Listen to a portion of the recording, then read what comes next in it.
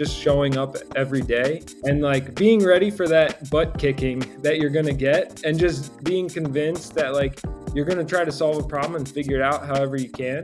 And I always use the analogy, like you just tread water in the ocean long enough to catch the wave. You don't know when that wave's going to come, but I caught it early in my journey, and I've been just riding it ever since, trying to figure things out while I go. On the surface, Garrett Drumheller might seem like your typical driven entrepreneur, focused, analytical, and passionate about success. But Garrett's journey is anything but typical.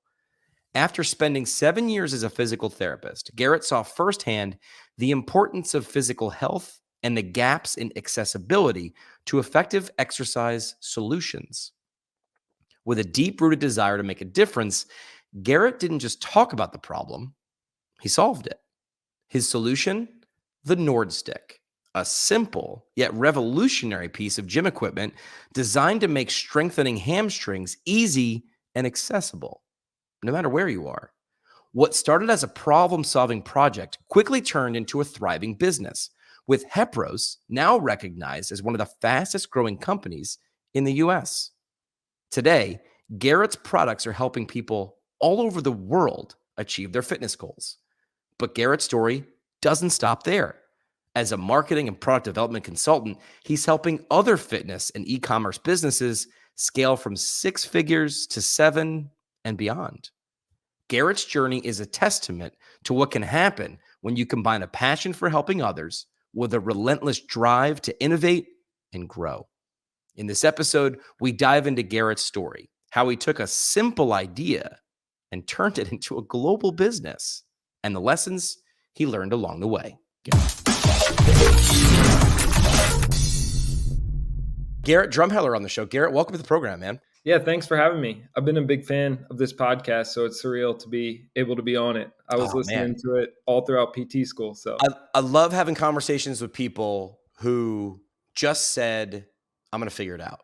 And I feel like that's kind of true with a lot of physical therapists. And whether that's developing a product or taking a room full of, treatment gear and figuring out a solution for one person that's not necessarily scalable, but for one person in one moment, I'm going to figure it out. I feel like physical therapists are figure it out kind of people and pretty practical. Would you agree? Yeah, I think so. For the most part, at least. Yeah. All right. So I want to get into this. We're doing a series on physical therapists who've seen a problem, hopefully seen a real problem, and then said, I know how to way to solve this problem. So help the audience understand with what the story is for how you came up with the idea for your product. We'll start with NordStick, and there's other things that have also branched off of that. But what problem were you trying to solve, and what was the inspiration for you to take that first step? Yeah, so in the beginning, I was a sports physical therapy resident at St. Francis University. Shout out to that. That was probably the most impactful experience in my physical therapy career. We were a small D1 university with a low budget. I think for the whole season, it was like $30,000, and Pitt University was spending like 30 a game. Wow. So it was a really small budget, and I worked specifically with the football team all fall, and working alongside the athletic trainer. And I saw so many football players get a hamstring injury, specifically the wide receivers and the running backs. So we would be rehabbing them back, adding in hamstring curls, then Nordic curls. And there were so many injuries that like I could only hold so many people's feet down at the same time. Right. And then we integrated that into our off-season training to make sure we could hopefully like reduce that impact the next year. And we couldn't afford a Nordic bench. It was $600. So like the thing we rigged up, I actually got inspired from old post by like Scott Morrison. He took a gate belt and put it under 2 sides of a door and looped it on somebody's feet. And I was like, that's pretty cool. But like, I think that's going to break a lot of door hinges. Right. So I made something that was a little bit more gentle on the door hinge. I grabbed a ratchet strap and a rolling pin from my apartment and put some padding on it. And I brought it in and started using it with like some of the athletes I was working with. And then COVID hit. I got let go. And I was like not struggling to figure out what to do. Looking for my next PT job, which was a very hard time to like find a job in sports physical therapy. I actually was looking to go do a Division I sports fellowship or athletic training school. I just didn't know what the next step for me was. And my fiance kind of pushed me to create the NordStick because she was like, you should just make something or sell something. Yeah. And I was like, well, there's this thing I used at my old job that was pretty cool, and I would love to make it. I just don't know how. I ended up finding a similar like product online, modifying it, and creating my own design, and then applying for a patent for it. And then 6 months later, it finally came to market in July of 2021. Wow. But it was a long journey. I wanted to quit like multiple times. My fiance kept me going and Good. told me like, do the next step. You can like just see this one out. Yeah. And I had 300, so I put all my life savings into it as a sports resident. Like I didn't have much money, and I just doubled down, put $6,000 in, and was like, worst case scenario, I have 300 of these to give to my future clients and like help Yeah. them out, because it really does help some people. Sure. But little did I know that it would actually be something that a lot of people wanted. And we sold our first 300 in less than 30 days. Wow. And I went to my parents and I was like, this is amazing. Like, let's go. And I just didn't have the funds to like make that next move. So I just took all my money again. My dad helped me out a little bit, and we bought 3,000, and that was like more than my car. It was like over $30,000 worth of cost. And I was like, I'm either going to sink or I'm going to swim. So then I like was laid off, transitioned into like business Garrett, and dove into everything Amazon because I was just wanting to win. And those 3,000 sold in 3 months, and the rest is history. 250,000 sold since, and Wow. it's been a journey that I never dreamed of. 250,000, that's 500,000 hamstrings that you've been a part of. Yeah, yeah, At minimum. maybe, yeah, at minimum. So, and some people use it for sit-ups too. So there's a mix of everything. But Yeah. yeah, it's been really cool to make something that was gated by expensive equipment easy to access for everybody. And it was just a common thing I saw in physical therapy practice. Like when I would talk to clients and be like, well, we're going to do some quad strengthening and some hamstring strengthening. And if they worked out at home, they were like, well, how do I do that? Yeah. And it's relatively challenging without everybody says, oh, I'll deadlift. And it's like, okay, carry a barbell into your living room and see Right. what your spouse says. Right. It's not as easy as you think. So this became that easier solution. And yeah, it's been a wild ride, but a dream come true. Before I move on to the next part of the journey, I want to highlight the things that I was jotting down. And the two words that popped up were necessity. I came from a radio broadcasting background. My marketing budget every year for a radio station that brought in $5 million a year was $0. So we had to be resourceful. Essentially, the general manager would say, well, I gave you a radio station and a van and staff. If you can't use that to bring in money to then spend it, I need to find a new guy. So it sounds like you're low budget. I mean, you're talking about what your budget was for the year versus these larger D1 schools were spending on that on a game. They were buying. That was our t-shirt budget. Yeah. And so you had to be resourceful. Your necessity. They say necessity is the mother of invention. You had necessity, and that seems like a limitation. But when people look at it like you, it becomes sort of an opportunity. Yeah. And the bigger thing to that was actually when I lost my income, when I was done being a resident because of COVID, I needed to pay the bills somehow. Sure. So I had a few dollars left, and I was like, well, I'm going to go all in. If I sell these, I can make like $10,000. Right. And I didn't actually make that. I did the math wrong. But I thought I could make that. And I was like, that'll carry me through like 4 or 5 months, and maybe a sports opportunity will pop up. But it was like, I needed to pay my bills. Luckily, like student loans weren't being paid, but like there were bills that needed to be paid. And it was that if I kept my PT job, I probably wouldn't have ever had the pressure to chase this. And that was the second word. Necessity was the first word. The second word I wrote down was your openness, or openness to change, your openness to say, okay, if I can't do this way, let me be open to trying it this way. So your openness to see those opportunities, but then actually take them. Yeah. That was definitely a big part, even throughout like my physical therapy journey. I never worked in a clinic with all the fancy toys. So you're always trying to like figure things out. If you don't have a leg extension, you're using like your arm to create that resistance for somebody. Sure. And yeah, and that's what really inspired this product, is like finding a way so I didn't have to hold sweaty feet all the time to get a good hamstring exercise. Solve Uh, someone else's problem or solve your own problem of how to avoid sweaty feet. Yeah, yeah, exactly. And then they wanted something to bring on like their travel trips and put in their dorm room.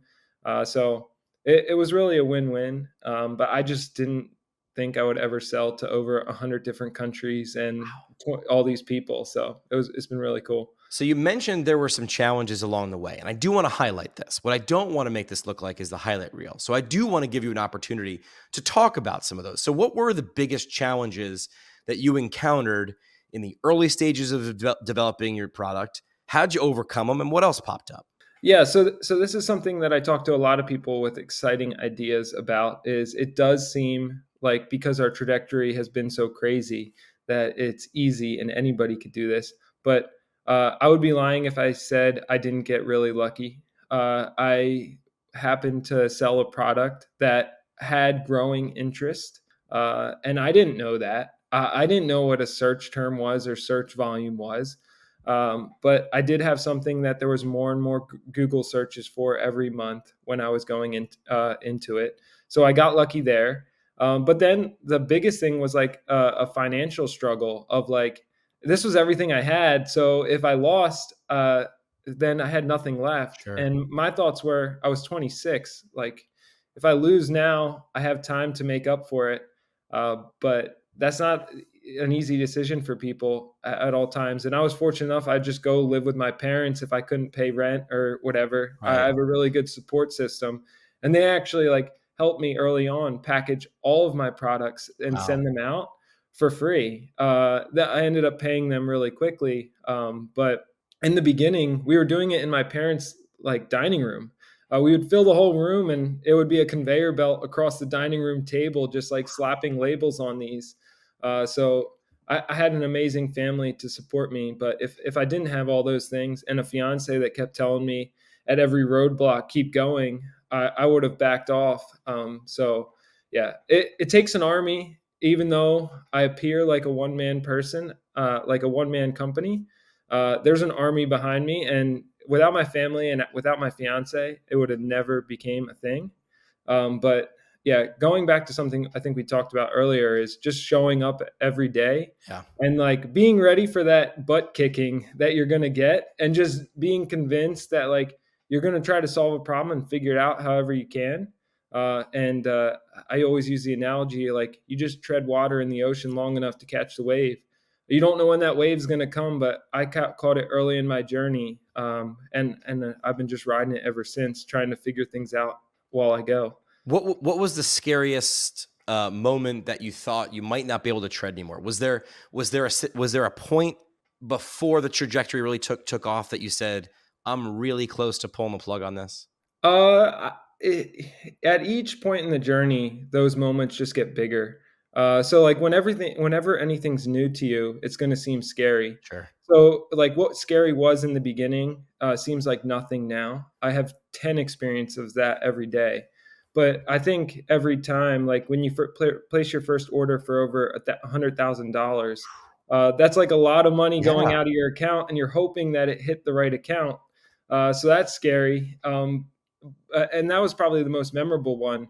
But all along, there's so many moments that are challenging, and you just get conditioned and learn and experience with it, just like anything. And then those challenges become little hurdles and a regular occurrence that just kind of callous you up and build you into the person you are. All right. So let's walk through the tactical process. You get asked this more than a couple times a week from other PTs who have watched your journey and then sort of had that idea maybe in their gut and said, maybe Yeah. I can do this. So talk about me with what the process is from taking your idea from concept, from rolling pin to tangible product. How did you approach design, prototyping, color, manufacturing, all those things which aren't in the physical therapist playbook? Yeah, so I chose gray because gray was a color that I thought the least amount of people would have a strong opinion about. Okay. So there wasn't much thought there. When I was thinking about price, I thought in my head that like $20 is really easy to make a purchase. When does that stop? And for me, at $50 is when it requires thought. So between 20 and 50 is 34.95. There you go. So I just chose the exact midpoint of emotionally where I was. I didn't know like price strategy or anything. So that's how I came to that. My fiance is a very good artist. She actually drew up the sketch and like helped with the design of it. But then the hardest thing was like finding somebody who could actually make it. Sure. And how that came to be was I just found somebody who made something similar, who has experience in the same realm. So somebody who had a fitness equipment background, who maybe made some other things that required a plastic mold and like foam. And once I knew they had those resources on their products, they were able to like combine everything and piece it together. Um, the one thing I learned throughout my journey is the importance of trusting a good partner. I had an amazing partner for my first 100,000 units, but recently I've transitioned to a new partner and it's just unlocked a whole new level. When I talk about having an army, like he is truly the most important person to this company because his ability to design things and create things is at a whole nother level. Yeah. I spitball so many ideas at him. So having somebody who can actually like execute a design is a challenge. But if you don't find people who can make something similar, it's going to cost so much to start up with molds and everything that it makes it really impossible. So I needed to like somehow cut costs where like you don't have to pay the mold for the foam. You already make that. Like you already have nylon. You already have a door anchor. Like maybe you only had to pay for one mold. Let's make this happen. So it was just being creative there and thinking outside of the box. And now what I do is I go to REI because rock climbing gear really inspires me for a lot of our products. Because if their products break, bad things happen. So that's been the biggest inspiration going forward is like rock climbing gear and thinking outside of the box to kind of reimagine what's possible from a physical therapy and a equipment standpoint, because the fitness equipment all looks the same and it's kind of stayed the same. A lot of people copy each other, Sure. and we're trying to make things that like didn't exist because there's more things that don't exist now than do exist, Right. and that's really hard for people to understand. Yeah. So that's kind of a sporadic way of going through the whole journey. But you need to make sure one that there's interest and organic interest, and that's search volume. Two, you have to make sure that you're not just creating a solution; you're solving a real problem Yeah. that people want to pay for. And then three, you want to make sure you create a solution that costs less than the value you're giving somebody. Of course. So you can't solve a $10 problem with a $100,000 solution. Right. It has to be a $5 solution for a $15 problem to make it work. Yeah. And if you have those three things, I believe you can get started. But there's a lot more to it outside of that that I'd be happy to chat with anybody about. The words I write down, I usually take little notes. I heard people. Like that was the thing over and over again. Like Garrett didn't need to become an expert in foam.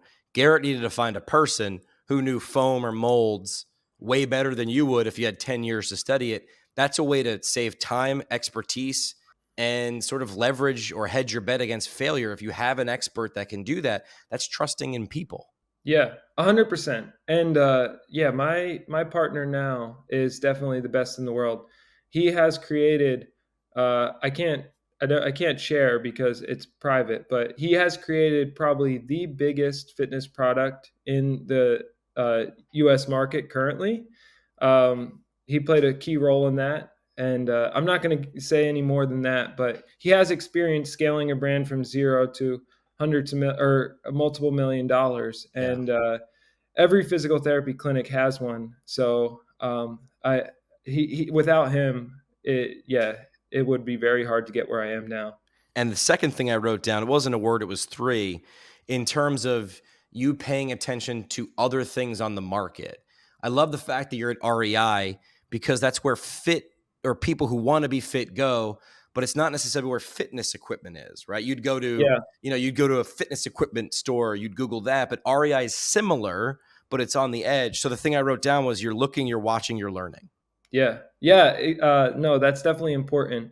And for me, I don't want to create things that look like everybody else, because then you're just a sea of gray cars Yeah. driving down the street. Yeah. I want to find a way to be that purple car that you're going to remember and like will truly make an impact.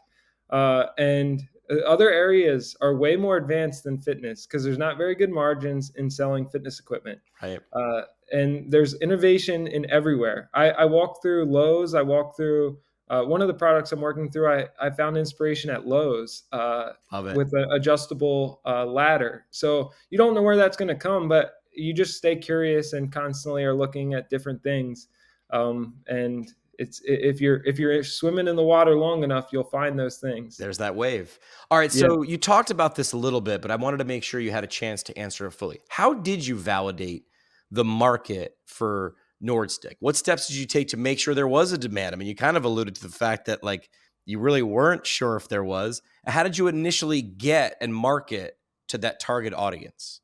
So I didn't know anything related to that. I I love got lucky love to start.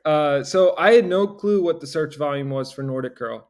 I didn't even know that was something I should look up. So now I know that that's something you should look up. But I just put it on Amazon. And the fortunate thing about Amazon a few years ago, it's drastically changed now. But if you have a good idea and there's search volume for it, like you can sell. And that's how we did our first over 100,000 orders, is just collecting the attention that Amazon was getting and funneling it to our product. Now we have multiple knockoffs and we're trying to build like a brand that truly expands past this product. But yeah, it was utilizing that as a platform. And that's no longer a good strategy.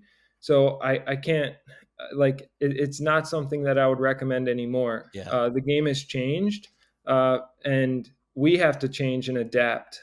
So the playbook that I played is not the same way that you should play today, and may not be the same way that we should play in a few years. Yeah. Yeah. I wrote down pivot and differentiate. You have to be able to pivot. What worked then doesn't necessarily, and most of the time it means it won't work now because I've heard it called the sea of sameness. If you just go down the street, as you mentioned, with a sea of gray cars, you blend into the noise. I call it the sea of sameness. So you had to be able to pivot your strategy. And I love the fact that you're still focused on the future, which is we've got a good head start. How do we differentiate to keep this going? Yeah, 100%. And you have to be there has to be a way to arbitrage like cheap attention. Sure. So Amazon, that was free attention coming towards me. But now, like if you have a social media platform, like you have attention and loyal people, like that can be your way to get free arbitrage of attention early on and get things going. But you have to find that competitive advantage, and you need at least one, maybe even two. And right now, Amazon is so competitive and saturated that like if you launch something in 3 weeks, people know it's good, and you have competition. Sure. Yeah. Yeah. The So feedback loop there is so fast now as compared to where it used to be. yeah, 100%. All And right. it's not the same. It's not the same, right? All right. Yeah. So as the NordStick gained traction, what were the key strategies that you employed to scale? Was it speed? It sounds like going all in and just, and saying I'm tying myself to this ship. And then what growing pains did you experience and how'd you manage them? So how are the strategies to employ to scale? And then what pains did you experience and how'd you get through them? Yeah, so they've changed throughout the journey. Like the first 100,000 units or $100,000, the growing pains that I was experienced was like stress about like how do I float like get this inventory here? I was paying for it by plane and killing my margin. But I just wanted to always be in stock because when you're out of stock on Amazon, it really hurts. Yep. So early on, it was just like ride the wave, like Amazon was creating momentum for me. It's like, how do we stay in stock? And then things changed when it's like, okay, now we've reached what natural attention is. Now, how do we create our own new interest in this product? And that was a whole new game I needed to learn. And that's right about when I decided to go off Amazon and have my own website, because then I could like uh, own the customer, create a brand, and then provide for that customer by like surveying them, figuring out what problems they have, and then trying to help like create reasonable solutions if I could. And it checked those three boxes that I talked about earlier. Like then I would push forward in an idea, but uh, yeah, first it was just riding the wave of the attention I had, and then it was now creating more attention in the product. And then going forward, I think the biggest thing for me is knowing when and where to take chances, because one bad mistake at the scale that we're at can really impact us and slow us down for a Sure. while. When we launch any new product, it costs tens of thousands, sometimes hundreds of thousands of dollars in product just to get it to market. So a mistake can be fatal. So I move a lot slower now, Hmm. and I'm really calculated in my decisions. And I test products and live in the world that I'm trying to solve problems for, working out at home.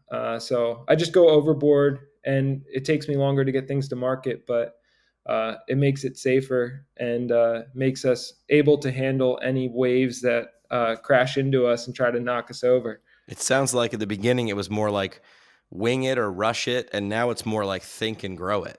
Yeah, for sure. At the beginning, I was just holding on for dear life. I felt like I was driving a car 110 miles an hour, and it's like, please don't hit a bump, because like I don't know if I can handle it. Yeah. And like when I say I'm lucky, I either handled it or I just missed the bumps in the way. So there was so much luck involved in a lot of that. There's obviously a lot of skill, but and a lot of thought and like sleepless nights that go Sure. into getting there. But yeah, it's luck matching with effort and showing up every day that creates something special. If you work in outpatient PT, you interact with your EMR a lot. You deserve to have an experience that's seamless and integrates all the things you might need to do, like a patient portal, marketing automations, and billing, all in one, all at an unbeatable value. That's what MW Therapy does. Switching over is a breeze. Take a test drive right now and see what you could do with them at mwtherapy.com. Now, where's your PT career license taking you? Get a driver's license, you can drive wherever you want. If you're a physical therapist with a license, you can provide physical therapy wherever you want. That's what Jackson Therapy Partners is there to do. Extraordinary patient care adventures with Jackson Therapy Partners. Perfect for PTs eager to make their mark. Do what you want to do, where you want to do it. See where your skills can take you at jacksontherapy.com. And if you've heard about this thing, we've had it on the show before. It's called remote therapeutic monitoring. And it could boost your clinic's revenue and help more people. Those two things are good. Find out how Physiotech can help you do that. That is Physiotech at their website, physiotech.ca. That's physiotech.ca. Maybe boost your revenues, your clinic's revenue by $290 per patient per quarter now with Physiotech. Your product not only is aimed, at the physical therapy profession, right? This is aimed at consumers, and if PTs want to grab on, obviously they see a really, really great way to do that. But what feedback have you received from other PTs? Because these are the kind of people who might want to bring it into clinic and then be able to use this with lots of people. Yeah, so that's been the biggest challenge for me is like I want to help PTs. I want to like find a way to create a second source of income for them. Like if they refer people to my product, I want them to make money on that referral. And like physical therapists, like buying stuff for their clinic, a lot of times they have to approve it in a budget, and if it's not in the right catalog, they can't technically buy it in Right. some settings. So that's always been a challenge. We seed a lot of product to a lot of people, meaning we like send it out for free to people just because we want as much feedback as possible. If we can get it to 300 people a month, that's 300 people telling us what sucks and what we need to improve, so that we can get to a faster, better product quicker. But yeah, from a physical therapy standpoint, people have liked it, but because we were holding on for dear life, that that first part of the journey, we never were able to make other things that really help solve bigger problems in the PT world. And that's what we're just starting to do now For with you. some of the new things that we're coming out with. We just launched a Nord bench last month. It is stupid how cheap I'm selling it if you knew how much it costs me to make it. We packed so much quality into it because I want it to last for 50 years in your physical therapy clinic, and I want to put one in every physical therapy clinic in the country. It allows you to do back extensions, sit-ups, Bulgarian split squats, hip thrusts, calf stretch on like a slant board, goblet squats on a slant board, and Nordic curls at multiple levels of regression. And it's like a truly special product, but like I was holding on for dear life for 2 years. So I couldn't even like launch that. Other companies stole my design and launched it earlier. And I just wanted to wait till I could make something special. And we did with that product. It's smaller than a travel-on suitcase. It extends to a full-size bench. It like can handle 500 plus pounds. And if it wasn't for having such a special manufacturing partner, it would be just an average product. But it's truly mind blowing. And our first order ships out in October. But it's clear it's definitely the most amazing thing we've made to date. And yeah, without having all that success and experience, we would have never been able to take that big of a chance. And it's really paying off right now. But yeah, we're trying to make an impact with that product and help like clinics a lot more than just a strap and a rolling pin can. So that's the future for us. All right, this one's directed to other PTs who have an idea. Maybe they've sketched it on the back of the napkin. What advice do you, because I know you get this question a lot, would you give other PTs who have that idea but don't know where to start, right? They've got the idea. They think that's the start. Where do they go next? And what lessons have you learned that you would share with them or share with them frequently on their journey on what they should do? Don't tell anybody, but you can always email me. Send me, I'll sign an NDA so that you have like the ability to patent your product. Because if you text it to too many people, your idea becomes public knowledge. But if I sign an NDA and talk to you, then you're good. But you have to do your research, and there has to be enough upside in it to be worth your time. If not, you'll be in a relationship that's good enough, and that's one of the worst relationships to be in. So you have to make sure there's upside potential for you, and that comes through like, is there interest? Are you truly innovating? Like, is the problem you're solving an actual problem? And then like price strategy wise, does it give you enough opportunity to price it so that you can buy more and grow and also market? But you're not pricing it too steeply that it's not value for the customer. Because $100,000 car is only a good value to a select amount of people. And a $50,000 car is a greater value to a lot more people. And that's why we try to be like good for the masses. But that only happens because we take a reduced margin on the front or the back end, and we rely on momentum and our customer base to help us not need to market as much. But yeah, that's a roundabout way of going about it. But you need to make sure you need to understand your numbers. You need to understand your upside, and you got to plan for a year from now where it's actually a rosy, good situation. Because if it never can become something that's worthwhile, you're just going to waste a lot of time. Yeah. But I'm always willing to help. Like you can reach out to me, and I will give you access to all the technology I have that tells you about market research, resources related to like making products. Right now, my fiance is launching a dog leash line. Okay. And she's doing it with my manufacturing partner, just as like a special favor. But it's going to be really cool. And I'm down to help other physical therapists do those special favors. Yeah. As long as it's worth it to my partner and there's upside potential. It's a really unique situation, especially with PTs, because we look at things through our own lens, right? But PTs are constantly with different types of people all the time. And when there's a real problem, in my experience anyway, a patient has no problem telling you when they don't like something, which is actually really great and valuable feedback.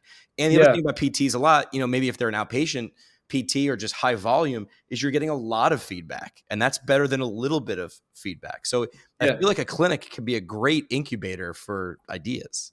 Yeah, for sure. The only problem is when you send it to your friends, they only say good things. Yeah.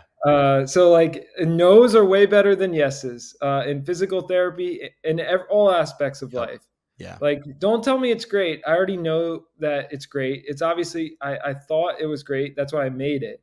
Tell me what you don't like about it, Yeah. so we can Shit's make it balls. like special.